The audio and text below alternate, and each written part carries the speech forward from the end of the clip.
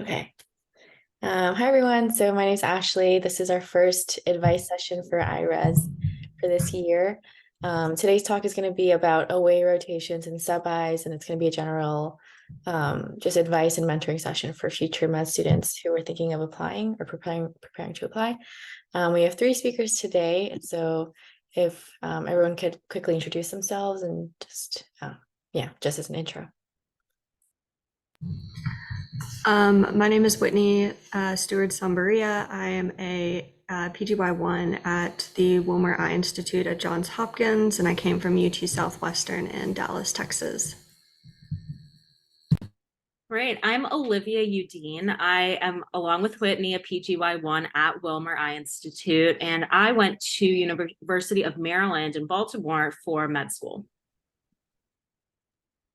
Hi everyone, my name is Geoffrey Nguyen. I'm a current PGY1 at Yale New Haven Medical Center. I did medical school at University of Maryland, Baltimore as well. I'm very happy to be here and just share some advice with everyone. Cool, thank you. So our first question is, how many away rotations did you do and how many would you recommend? So if we want to go in the same order, maybe. Sure, I can start off. I did 2 different away rotations, and I also did my home rotation at my own institution. I really think being able to do away rotations or not is a personal choice. I think there are a lot of people who are very successful without doing any away rotations. Some people who feel like their away rotations made them even more successful. I did both my rotations at other institutions, not where I actually ended up matching. I loved both of them and they were fantastic. I think the main benefit that I gained from them was actually just my own knowledge being a lot better at the end in ophthalmology, being able to learn a lot of the clinical exams, be able to, learn to use a slit lamp, applanation, do the retina exam, things like that were really beneficial to me going into residency as well. I think they gave me a good idea about those programs. I got to meet a lot of, fantastic faculty and other residents and really network. So I think I gained a lot as a applicant for my understanding of ophthalmology. And I really enjoyed getting to do them just in my own personal time of spending different times in different cities. Yes, I definitely had a kind of similar experience to Whitney. I did my home rotation followed by 2 away rotations, and I did them back to back. I did them in the summer of 4th year. So the very beginning, I did kind of August and September. And that was sort of a specific decision to me, just based on my scheduling and when I was planning to take step 2.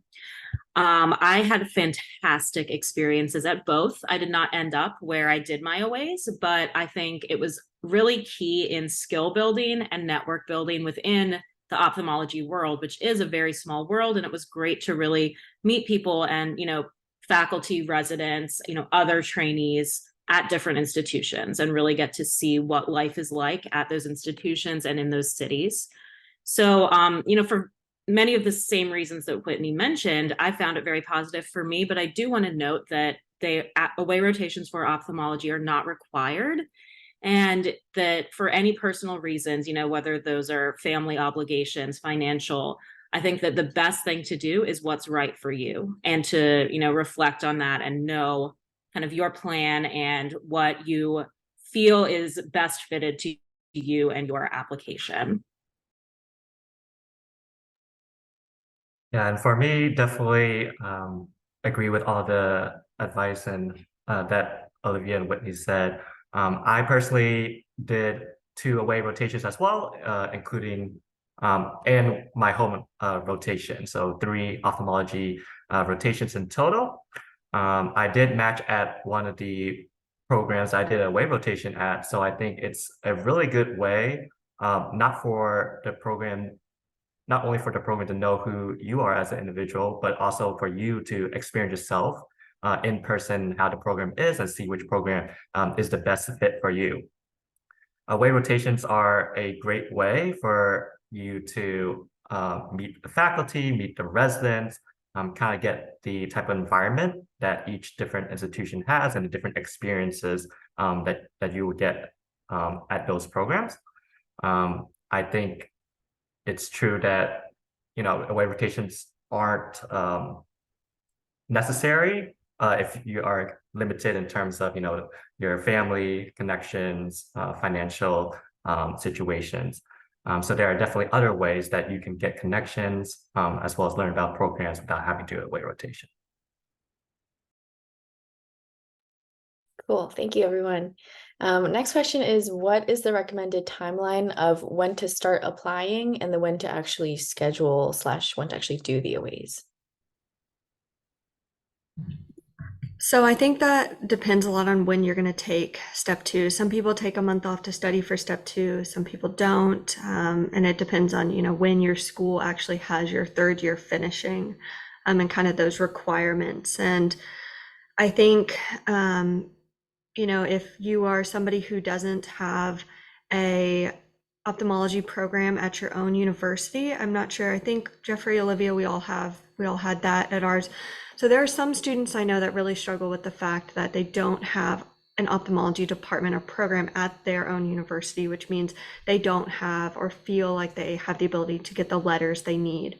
For those students, I highly encourage them to do an away rotation and try to do it earlier. It can even just be one, like some of my friends did ones right nearby, just a town over or something like that. And those I would say you want to do earlier in the summer or fall.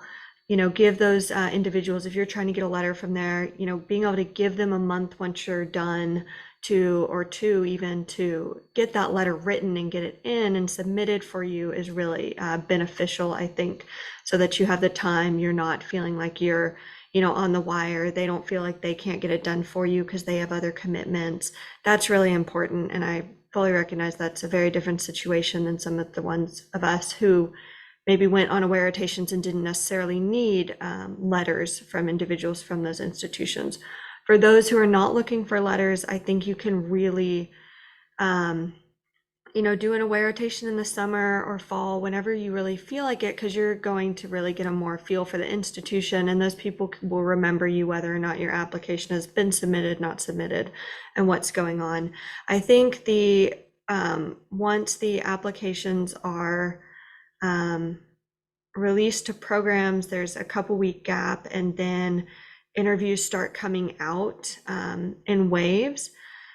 At that point, I would kind of discourage being on an away rotation during that time. I saw a couple students trying to get a last, 2-week one in or something like that, and they actually had a lot of trouble signing up for their interviews that were coming out because they were on an away rotation. And so they're trying to balance, these constant emails and different things coming in, and, the interview slots do go fairly quickly for people trying to get the times they want. And that can be problematic if you're trying to also be fully present in an away rotation and really impress those who you're, working with.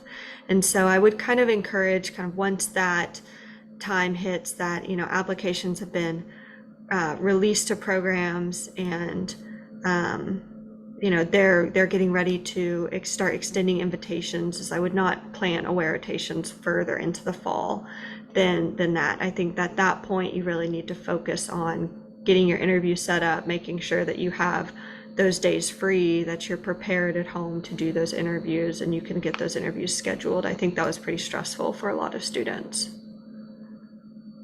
Yes, definitely echo a lot of that great advice that Whitney gave. In terms of the timeline of when I started applying, a lot of programs didn't open up on the kind of centralized VSLO application site until maybe February, March. I think it was around in that range.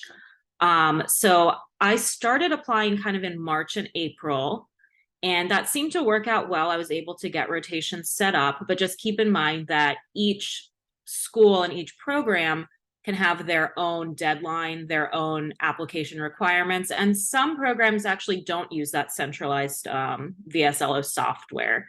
So just kind of keep that in mind. And when you are forming a list of where you want to apply, just make sure to, do your due diligence and look up at all the materials that you will need in order to apply. And again, in terms of when to actually do them, I definitely agree that prime time for that is really kind of that summer into early fall before interviews are coming out, so you aren't juggling those kind of competing demands. I think that definitely kind of lean on some guidance from your mentors in terms of when to kind of time your aways with when you take step 2. Because I think that for all of us, step 1 was still scored. It was not pass fail yet. And sort of the change in that, sort of with which test is scored and which is pass fail, might change how much weight is placed on that. I really don't know what the how admissions and residency selection committees are going to change how they look at those different metrics. So definitely talk to as many people as you can and try to strategize based on your individual situation when is best for timing your rotations versus how much time you need for step. Yeah, and the only thing I'll add is from my personal experience, I would recommend trying to set up the away rotations as soon as the VSLO application opens, like maybe in like February, perhaps. Just because I personally had a really hard time getting my immunization forms, as well as the other documents that were needed for VSLO. There's like a whole checklist of like health stuff, just like background check maybe. That might take some time and might have some delay just based on like the logistical process. So I would rather start earlier than later just to have it ready so that you can submit for all the schools that you want. Every school has different timelines in terms of when they review away rotation applications. Some do it really early and some do it like really late towards the season. So I would just ask around by word of mouth which programs are typically earlier rather than later in reviewing, but just to be safe, I would just apply as early as possible.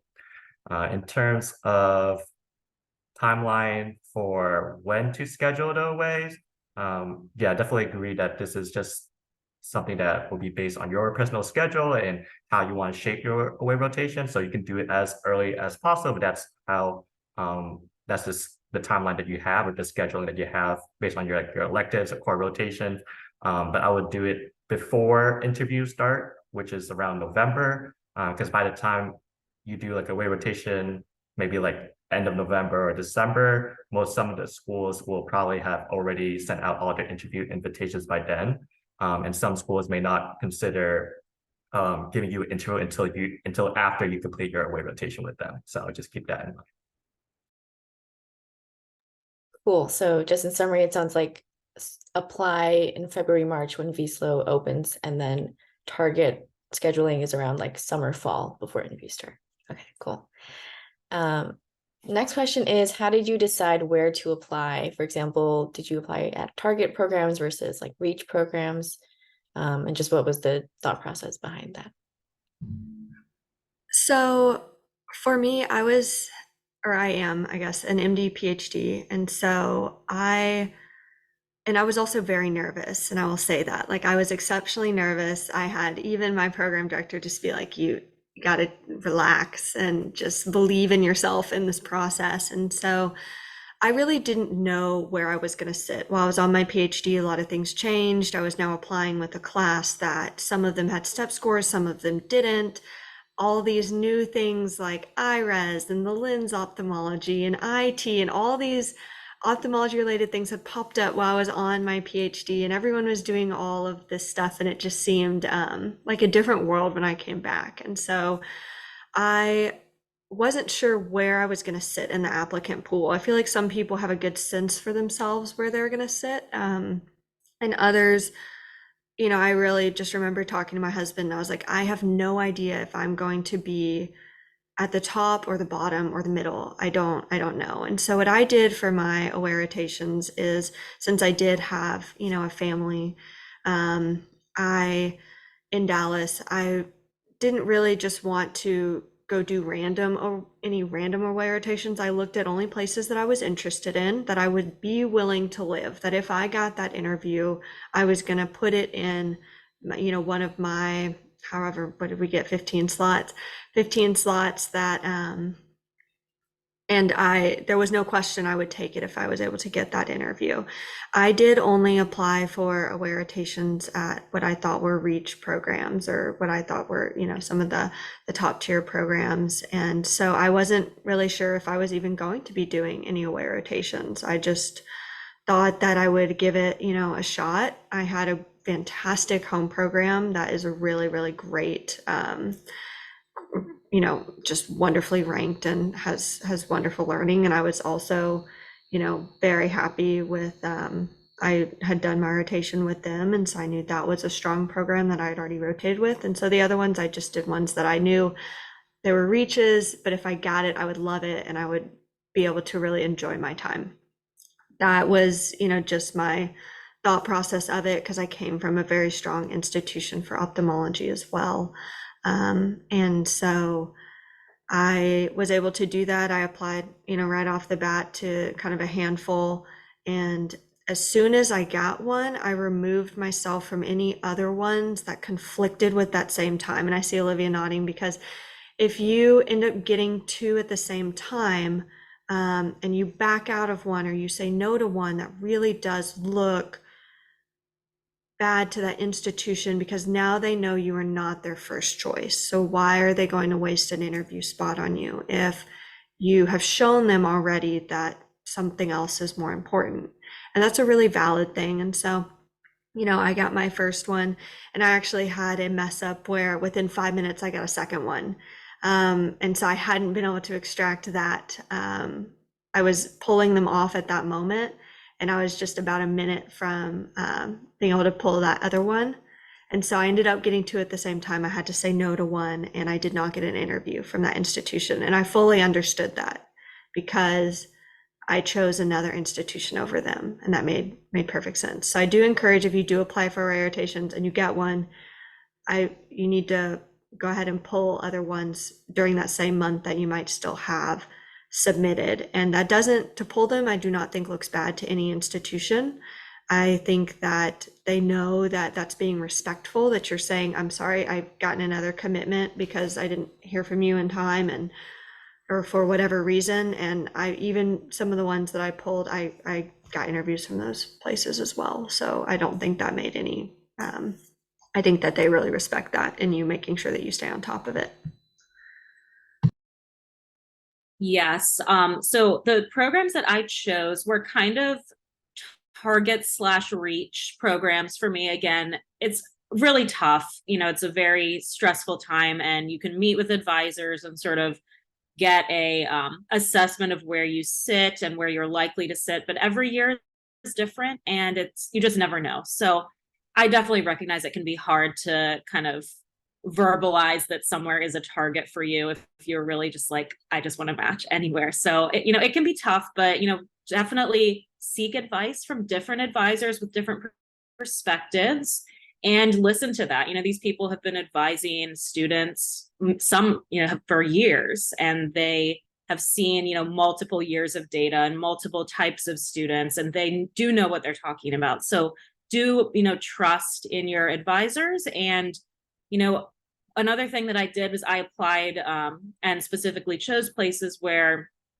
some of my mentors maybe knew people and knew that specifically the away rotation and the way it was structured, had people who are very invested in making sure it's an excellent educational experience, and making sure that these students who might be coming in from across the country feel very supported and feel welcomed. And so that was absolutely the experience I had at both of my aways. And I was very grateful for that. And I do kind of credit my mentors, at Maryland, for helping me kind of be strategic about choosing some of those aways and knowing which ones to apply to and to accept in order to make sure I did have that excellent experience. Yeah, I definitely agree. Another shout out to University of Maryland, Baltimore's advising crew, and Dr. Levin, who really helped out the medical students interested in ophthalmology there. So kind of seek out for those mentors at your institution if they are available, or seek out mentors in terms of older peers who are already in ophthalmology residencies, or mentorship, sessions like this one, where you can get advice on what type of ways or what type of programs to apply to. Otherwise, I would heavily consider what are your own priorities. For me, I think location was a big factor. I really wanted to be somewhere that was close to my family or somewhere that I could have ease of access in terms of visiting my family. That was really important to me, as well as being at a program that was pretty familiar with people from my own school. I did my ways at places where people had great experiences in the past, like the older students who are now residents at some programs. So I think that was the most important thing for me. Cool. Thank you, everyone. Next question is, what are the expectations for med students on OAs? Are there like specific skills that we should know before starting them? Yeah.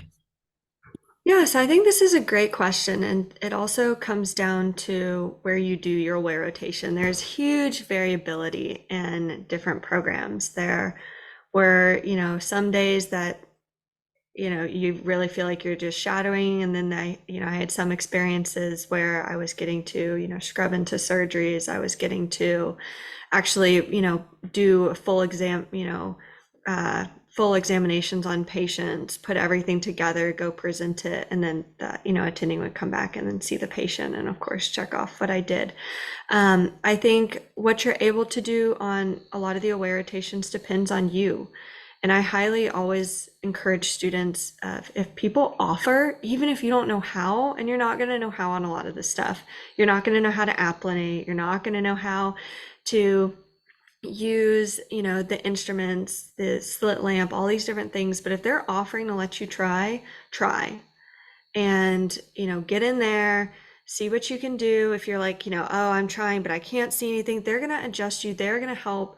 But it shows taking the effort to get in there and learn it, which is what you're going to have to do as a resident. Ophthalmology is totally different than so many other specialties. We use completely different instruments. Nobody expects you to be able to pick up a lens and do a retinal exam. I don't think I met anyone who, expected me to do that. But once I learned in the first week or two of my, kind of just a basic being able to see the retina, on the first week or two of my home rotation, and then I was able to continue to do it, I do feel very impressive to other people who are like, oh, wow, okay, you can do that. Yeah, why don't you go try, come back, tell me what you see. Which I think is a really great way to impress on away rotation. So I would say you're not expected to have any skills. It's really good to, I think there's a book by Dr. Preston Bloomquist, Basics of Ophthalmology. It's like kind of a really first step book for those interested in like first year, interns even, that I highly encourage people to, be reading through on an away rotation, or, start looking at, reading about what the surgeries you're going to do ahead of time. If you're in a glaucoma clinic for 2 weeks, read about glaucoma, learn about the different types. You're not expected to know everything at all, but you're expected to show that you're there trying to learn and trying to get involved. And the more you do know, and the more that you can, seem excited and like you're passionate about it, that's what makes an impression. Absolutely. And if you do have a home ophthalmology program, I would recommend making sure you do that rotation first to try and just get some of these skills down, practice presenting patients to your attendings, practice using the slit lamp, using these different lenses and all these different tools. Because if you can at least know how to just handle them or how to pick them up or just, how to navigate with some of these tools, it can go a long way. And it can kind of help cut down some of the time in those instances where, like Whitney was saying, someone might be like, hey, do you want to take a look? And at least you know how to get set up, and then they can help you from there. And it can reduce some of that time. So if you have that chance, definitely take it. But even if you don't, don't worry. That's okay. The most important thing is just being there, showing up, and being enthusiastic and being excited to be there and just making the absolute most of it that you can. And I think that that really goes a long way. And it's okay if there are things you don't know. It's okay if there are things you don't know how to do, but just being excited about and very committed to learning is the major thing that you can do to impress on an away rotation. Oh, and also know how to scrub. Occasionally you'll be with the doctor who's alone and they may ask you to scrub. So even just going through that skill before you go on away rotations again, or just scrubbing in the morning, like even if you know there's like probably no way you're going to scrub in if you're watching surgeries all day, just do that. I know it can be nerve-wracking for med students the first couple of times, but you definitely want to, if someone offers, you want to be jumping in and say like, yes, I can do this. I want to do it. I want to be a part of this. Sorry. Yeah, nothing much to add. You know, the expectations for med students when you're on the way is really going to be set by yourself. I don't think there's going to be anyone that says, this is what you have to do here. This is what you're like, this is what the task that you're supposed to do. I don't think for ophthalmology aways for med students, it's not like a sub-eye in terms of like you're expected to like carry pages on your own and like do certain tasks that are like at the level of an intern, for example. It's going to be up to you. They know that there's a lot of things ophthalmology that you don't know yet, and that's completely fine. So I agree, just be enthusiastic, be ready to learn, be ready to be a team player, and just show that you're interested in, you know, the field that you're applying for is just something to keep in mind when you are on your ways. Okay, cool. And kind of in line with that, the next question is how should we prepare for away rotations, and are there any specific resources or books that you would recommend? And I know Whitney, you kind of already mentioned one, but if anyone else have any other recommendations. I think, you know, the book I mentioned is a good one. The Will's book too is a little more advanced, more of really kind of like a PGY2 level, but I think it has a lot of really good information about specific things, and was small and able to be put in my pocket on away rotation, so I could carry it around really easy and kind of reference things. I thought that was really helpful. I think iGuru online is a really helpful resource to find things easily. I think the Lens Ophthalmology and iGuru both have landmark trials that they've summarized. A lot of them very overlapping, but that's helpful. That's all the big ophthalmology landmark trials. So when someone's like, oh, have you seen the, you know, HEADS trial? And, you know, and you're in cornea clinic, you know, those are just easy ones to kind of go, you can quickly Google and look up and read like 4-sentence thing to tell you what it means versus downloading you know, multiple papers. I think that's another helpful resource. Will's has a good library online of different surgeries as well, I believe. That's easy to be referenced. So if you're curious about like, oh, I'm seeing these surgeries tomorrow, but I don't know what that means, like what is this? That's also a really helpful resource. A lot of away rotations, I don't know about you guys, but I think at least 2 of my 3 rotations gave me particular texts to read throughout the rotation, and actually 2 of them I did have a test at the end, and not, you know, terribly difficult tests, but I did, you know, study and I learned a lot from that. But they kind of gave me good information to reference and look through and those things as well, which I thought was really nice. Yeah, and just a few more resources I'll add in. And, you know, there's so many resources out there, and just whatever works best for you is the best. If you're a person who needs a textbook, if you're a flashcard person, just do what works. I think that there are some flashcards on iGuru, like you can download flashcards, as well as on the AAO website. I believe that in the medical students section, they have some flashcard decks you can download, as well as just some different interactive cases and just some nice ways to kind of put yourself in the position of going through, you know, a clinical visit and trying to sort of build on your ophthalmology knowledge base and clinical reasoning skills. And so those are really great, and I would recommend those. And then there's also, I believe, is through Michigan maybe, but there's like a site with different quizzes, and is the Eyes have it, I think, something like that. But that actually, one of my rotations asked us to go through those as the rotating students, and asked us to, complete a certain number of those quizzes. And I thought those were really helpful too. Those were great. And I personally just learned better through kind of like practice questions and flashcards and that sort of thing. So I found those resources to be more helpful. But, if you're a textbook person, there are definitely a lot of great options out there too. Michigan's resources are fantastic. I forgot about them, but and I actually did rotate with them, and they had the most fantastic structured learning, journal clubs, talks each morning. I learned so incredibly much on that, like 4 weeks, and they had it so fantastically structured, but all their online resources, we went through every single one of those quizzes. We, walked through different resources and texts and had different readings every night. Like, they have a fantastic, wonderful rotation and wonderful learning resources. Yeah, nothing to add in terms of resources. Whitney and Olivia already mentioned all the wonderful resources. So just pick a couple and then just stick to them. Don't be like too overloaded with everything that's available. So in terms of just preparing for rotations, I'll talk a little bit more on like what to do. Like first day of ophthalmology, what do you do? How do you prepare yourself to show up? Personally, I was super scared. I've never, formally used a slit lamp before, didn't know how to work any of the lenses or use the indirect. And it's really intimidating at first. So I think to get comfortable, just kind of know like the theory and the technique behind it by just watching YouTube videos. There's a bunch of YouTube videos showing how to use a slit lamp, how the indirect works, what are different lenses, and like why they call it like different medications, like the 20 lens versus 90 lens. Like those are just some basic things that I personally didn't even know coming into my first rotation.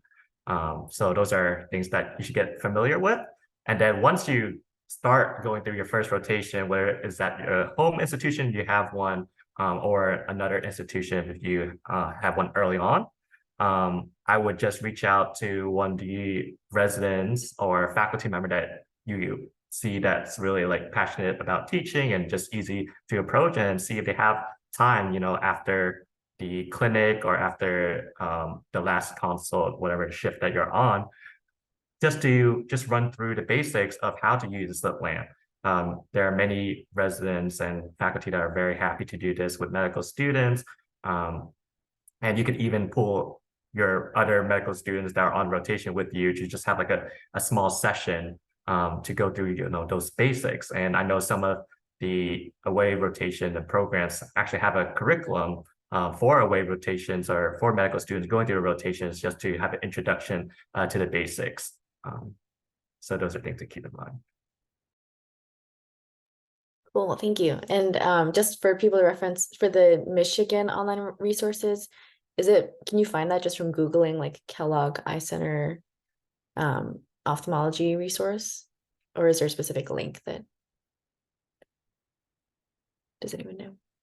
I think if you Google the one that I did, it was the Eyes Have It. So like Eyes, EYES. You The can Eyes Google Have it looks like. Yeah.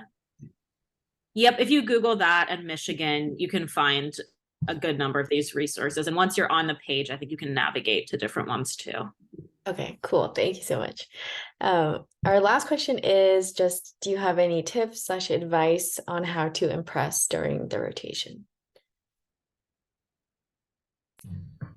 I think my biggest advice is, like I was saying earlier, is don't be intimidated, don't back down, be present, be there, and be excited, and say yes to as much as you can for being involved in things and learning new things. On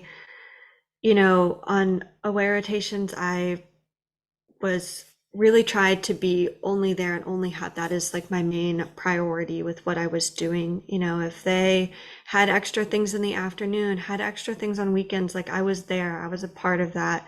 You know, if I, heard the residents were going to go do an extra, open globe because something came in and clinic was over and my job, I could go home and no one said anything to me, but I could jump in and be like, hey, like, can I come watch? I've never had anyone say like, no. They're all like, oh yeah, you want to? Like you don't want to just go home? And it's like, no, I'd love to watch. Like, oh, that's great.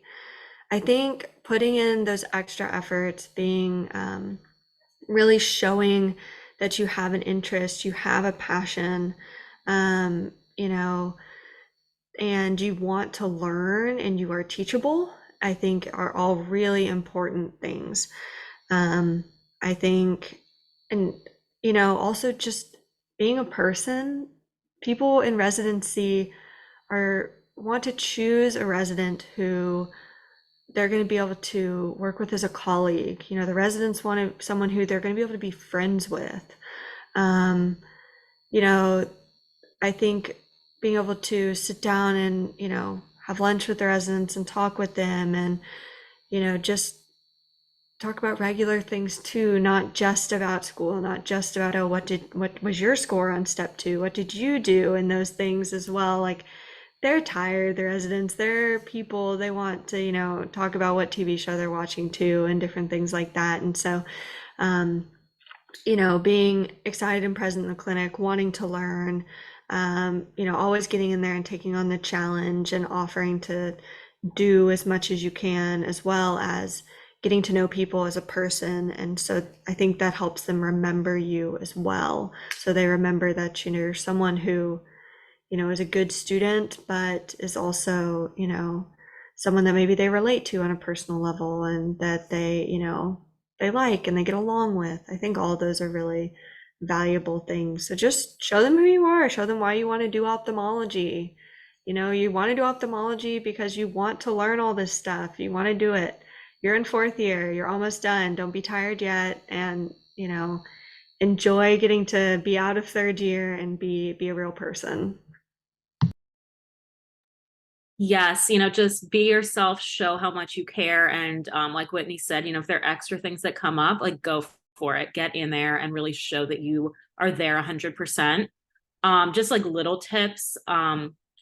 One thing I found helpful was sometimes, if you're like more sort of shadowing in like an attending's clinic, if you have questions, write them down because a lot of times the pace will be really fast and just kind of read the room. Sometimes the attending is going between multiple different visits in like a very short time span. And it might not be the time for you to ask this maybe really great, but sort of in-depth question.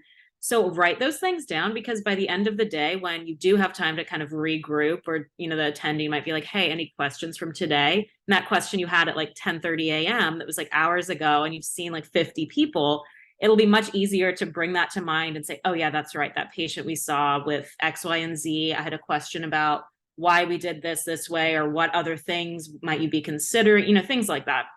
So just write down good questions as they come up because people, 100% of the time in my experience, really loved when you ask questions and it shows that you're engaged and shows that you're interested. And I think that that's something we hear a lot as students, ask questions, don't be afraid to ask questions, no question is stupid and stuff like that, but just choose your timing well and kind of set yourself up for success in that regard by being organized and keeping track of your questions so that you can ask them at a good time. Yeah, excellent points. I would like to emphasize that for away rotations, it's really important to just be a normal person. It seems really easy, but it's not sometimes. So what is a normal person is exactly what Whitney and Olivia already said. Just be yourself, be someone that is a team player, be someone who's hardworking, be someone that, the residents there and the faculty there can see themselves working together and being colleagues, being friends, working together with at least 4 years through, all the hard times and the good times. Be someone that you're able to hang out with outside of work, able to have a normal conversation with who is just, a good, hardworking team person. I would also like to bring up the point that, yes, you're there on a way rotation to impress and to make connections, but it shouldn't be something that's constantly on your mind. Like every single thing is like you have to overthink, like, oh, I have to impress, that I have to show my skills. Because the more that you think like that, the more you're gonna kind of show like become overbearing at times. So I wouldn't have it, everything that you have to do has to be like for a purpose or to impress, just there are times that it's okay to relax, just to take things in stride. Don't be like a fly on the wall, don't act uninterested. But just show your interest, be engaged without being overbearing, I would just say. Okay, cool. It sounds like pretty consistent advice for even like third year med students is being enthusiastic, being a team player, showing effort. Okay, cool. That was all the questions that I had, and I was planning to do like a little Q&A at the end. We only have a couple viewers here, but if either of you have a question, feel free you can ask now. Or if not, we can end the recording and end the session. I have one other thing, just because again we all had ophthalmology institutions at our homes. For those who don't and who are doing an away rotation and really want to get a letter from someone, I have a couple of points for them as well. Is make sure if you're going to that institution and you want a letter that you let that institution, the coordinator, know ahead of time that, hey, you're hoping to be able to get a letter from this, so that they can help, adjust or set up the rotation in the way that will hopefully help you get that. I know some of the students I was with, they ended up staying with one or two doctors most of the time so that they could really get to know them to be able to get a really great letter, versus I rotated a lot more on some of mine. So just being able to let them know that up front. You don't want to be letting the institution that plan the away rotation know that at the very end. And a lot of times those doctors want to know that as well up front so that they can know, hey, I need to pay attention to this person. So being, just asking if there's anything you need to do to be able to do that, and if they need any information from you or if it's even a possibility. I think that that's really important for those students. I think as well for those students, when you are with the doctors that you're hoping to get a letter from, being able to talk with them about that before the very end of the rotation as well. Talking about that with them ahead of time, also asking them if you can meet with them to share about yourself, like say like, hey, I know you're going to be writing me this letter. I'd really like to send you my CV, my bio sketch, like this information about me, and like sitting down and meet with you, maybe either during lunch, during clinic, or maybe on a Zoom meeting afterwards, however you need to do it, to talk about my career aspirations and what I want to do. Because you really want them to know you as a whole person and be able to write that letter on more than just, oh, they seemed nice, they work well in clinic, but I really don't know anything else about them. Like, were they doing volunteer work? Were they doing, fantastic research? Were they, off doing global health trips? Like, you want to share those things as well. So for those students, I know sometimes the guidance, they don't always have that ahead of time because it's a little more sporadic for them, but hopefully that helps. I think CJ, I saw you unmute for a second. Did you have a question? Yeah, thank you guys for this talk. Sorry, I'm also just like walking around right now in Chicago for my own away rotation. So this was really timely and it helps a lot. When you were talking about meeting with program directors or faculty that you were interested in, learning more about or getting letters from, that leads into my question. I was wondering if you all recommend, meeting with either a program director, or chair, or someone prior to ending the rotation, just so that you can learn more about the program, or I guess more so in the fact where you're not asking for a letter, but you're more so wanting to get to know the program more, or make sure that you show face if you don't have time with these people in clinic. So just wanted to get your opinions on that. I think for me, I met with the program directors of all the places I rotated with. It was kind of something that was offered to us, which was really nice because they're like, we do, before you leave, we'd like to get a chance to sit down and talk with you.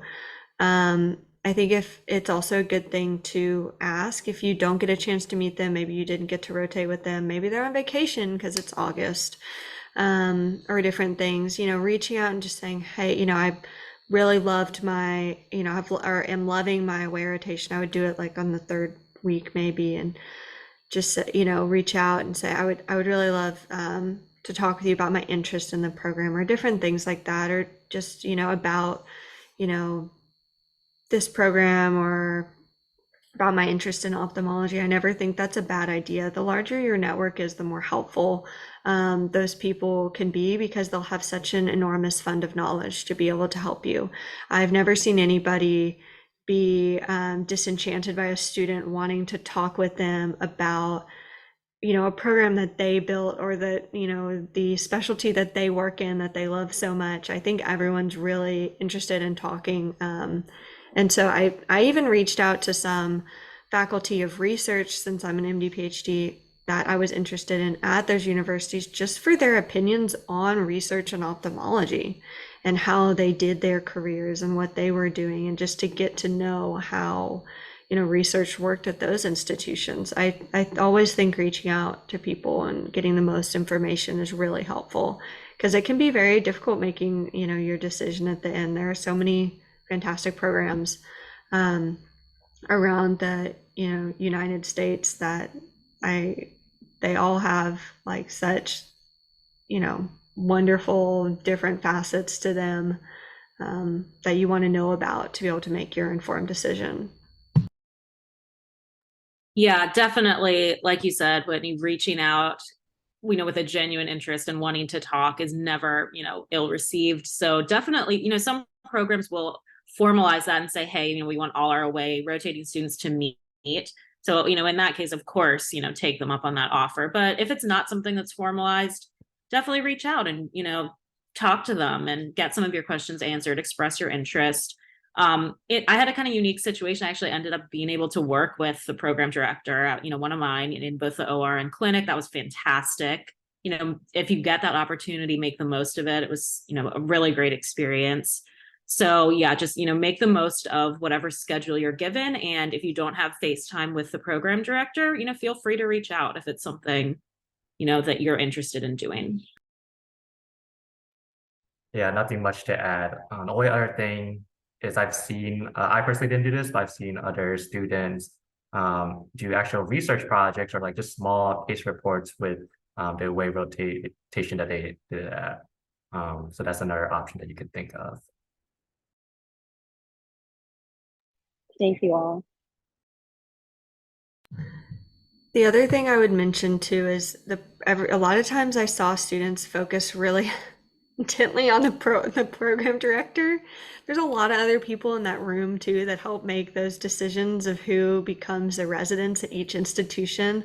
A lot of institutions have the director of education as well that works, very closely in conjunction usually with the program director. Know some of the other people. Don't hyper focus on the program director, and forget to also really get to know other faculty as well. I think sometimes students make that mistake because they think, oh well, the program director makes the decision, and that is very true. The program director has usually a huge or whole say in who comes to an institution, but most institutions have an entire committee of faculty that work to make that decision together in a group, and that includes the chair, the director of education, other invested faculty, sometimes there are associate program directors or assistant program directors and the program director. So there's a lot of people that are important in these decisions, and so I just encourage you to value all the faculty's opinions, because you never know who's going to be that person that sends the email saying that, wow, I worked with this student and they were so amazing. I really enjoyed it. And I have seen that happen with faculty that aren't involved even in that room, and they know they're not going to be in that room. So they have emailed program directors saying, I just want you to know that I know I'm not part of this decision, so I won't be there to speak on their behalf, but this person was fantastic. And I know I've heard, anecdotal stories of that occurring. So.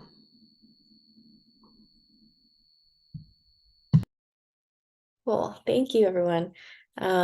If there are no other questions, we can go ahead and finish the session.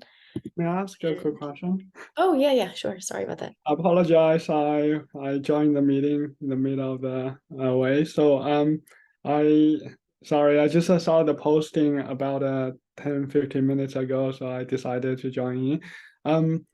I really thank you for the advice. I'm curious if I can review the recorded information because I missed the majority of the part. Yeah, for sure. The whole recording is going to be on our website, so it's there for everyone. You can view it there. Sorry, which website? The EyeRes website. It's linked to Twitter. So if you saw the posting on Twitter, or did you see it somewhere else? Sorry, I saw it on Discord. Okay. Then yeah, so I think is it EyeRes.com, Geoffrey? I believe so. iris.me, I think. Do you want to put it in the chat for him? Yeah, I'm about to, yeah. Awesome. Thank you so much. Yeah, there you go. Oh, there it is. Okay. Awesome. Thank you. Yep. Thank you. Yeah, and we have past advice sessions on there as well. So last year we did a whole series. So there's a lot of good information in those. Okay, so that is it for our first advice session. Thank you so much to all the speakers for all of your insight and your recommendations. I think this was personally super helpful for me, so I'm sure it'll be super helpful for everyone else who views it. So yeah, I'm just gonna end the recording now.